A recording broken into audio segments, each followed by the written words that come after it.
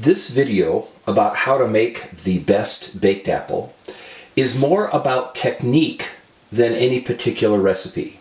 This technique produces a much better baked apple than the traditional technique of baking them in an oven.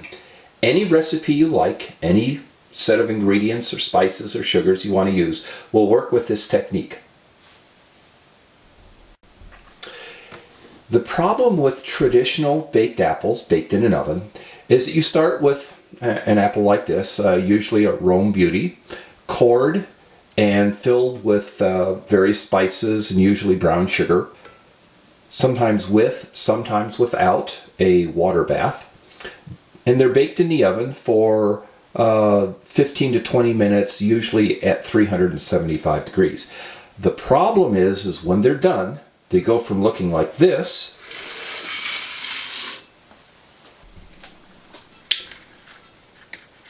with the result that it comes out looking like this. Now this apple is delicious, but it's baked down so much that it's lost a lot of internal moisture, with the result that it shrivels up to kind of a disgusting prune. Additionally, although this one held its color, many times a baked apple will bleach out. It won't look red after baking.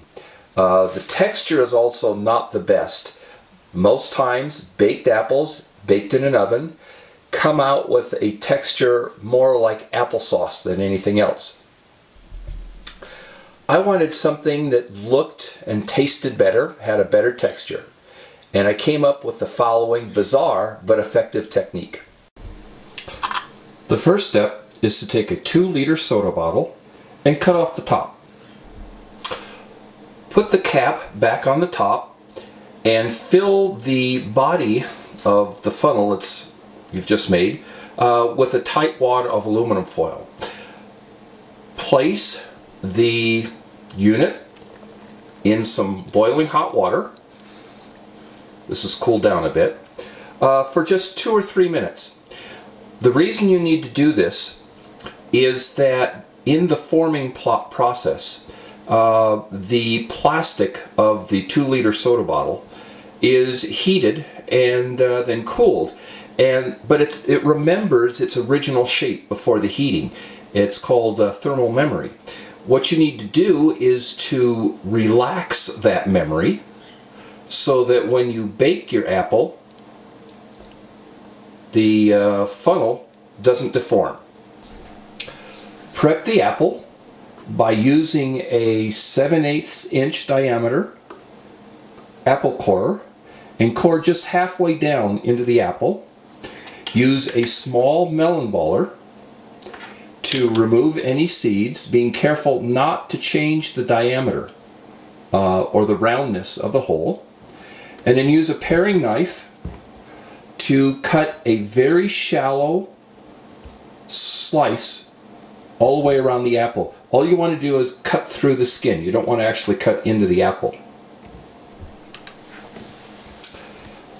Once the apple is prepped, take the funnel and push and screw it into the apple. Now, I know this is strange, but what this does is it creates a reservoir that can be filled with the baking liquid. And as the apple bakes, instead of drying out, this liquid is driven into the apple and actually inflates it. It's like a sponge that soaks up flavoring. Place the apple in a small heat-proof glass dish that's just the same size as the apple, so that the apple, as it softens and bakes, can't tip over. Place this in a larger bowl to catch any liquid that drains out of the funnel.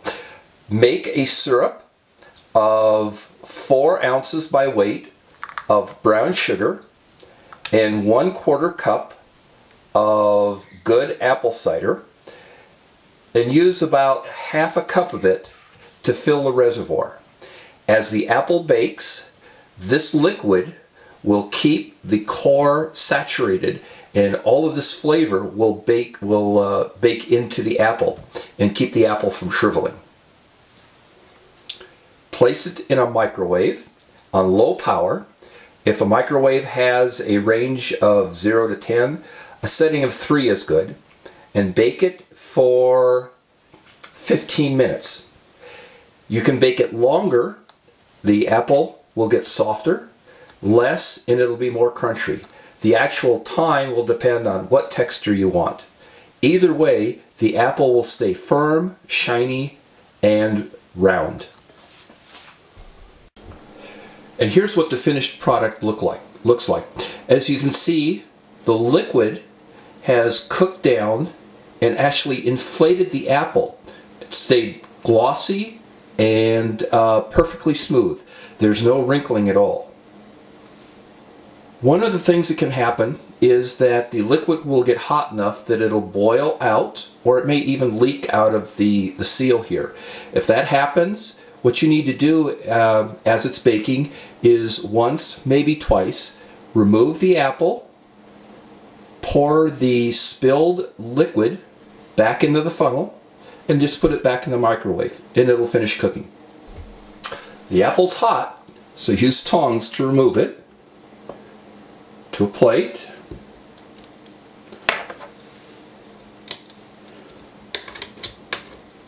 Lift it out very carefully.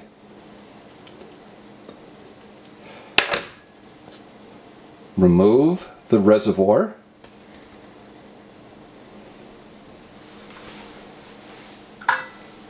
And be sure to pour all of the original baking liquid over the apple to act as sauce. Now this liquid has picked up more flavors from whatever seasonings you put in the apple, as well as the apple itself.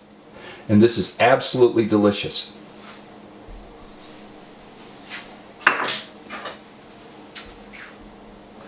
I prefer mine not crunchy, but slightly firm. So use a sharp knife